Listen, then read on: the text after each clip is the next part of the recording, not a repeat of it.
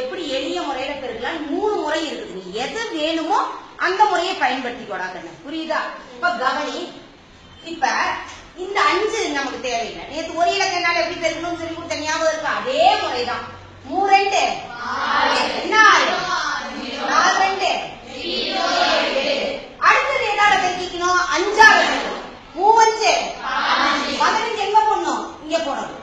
புரியுதா கண்ணு? அடுத்தது 4 5 20. இது எப்படி போடுறதுன்ற ஒரு குழப்பம் வரும். நல்லா கவனி. இந்த மூளை விட்ட மாதிரி வருது. எப்படி இந்த டயகனலுக்கு நேரா வரணும். வந்துருச்சுன்னா கரெக்டா வரும். 5 கூட்டினா 6 1 8 2 கூட்டினா 10க்கு மீதி என்னது?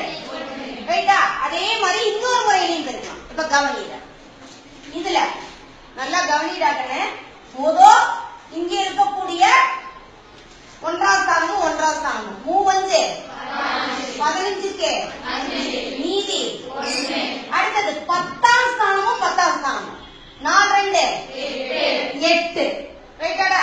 இப்ப நல்லா கவனி.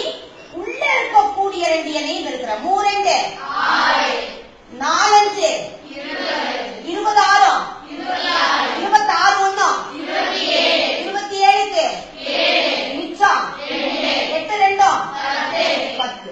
கரெக்டாடா கண்ணு? 2 விடையும் கரெக்டா இருக்கா? அதே மாதிரிதான் அடுத்தது இன்னொரு முறையிலையும் பெருக்கலாம். நீங்க 2 இலக்கம் வந்திருக்குதா? அப்ப இப்படி கட்ட போட்டுக்கிறேன்னா இல்ல ஒரு சின்ன ஒரு காரியம் செய். இது பாருங்க, மூளை விட்ட ஒண்ணு லேசா வரைஞ்சு போடாங்க. இல்ல என்ன பண்ணிக்க நீயே மூளை விட்ட ஒண்ணு. ஏன்னா நம்ம எப்பவுமே 2 2 இலக்க எண்களாவே எழுதினாதான் கொஞ்சம் பரவாயில்ல. நல்லா கவனி. 4 2 என்ன 8 8 4 5 20 3 2 0 6 3 கொஞ்சம் கூட்டத கரெக்டா கூட்டணும். இப்ப இது இருக்கிற இந்த கோடு வருதா? இந்த கோடை வேணும்னா நீ என்ன பண்ணிக்க? அப்படி எக்ஸ்டெண்ட் பண்ணிக்க. புரியுதா? புரிஞ்சுக்கிறதுக்காக.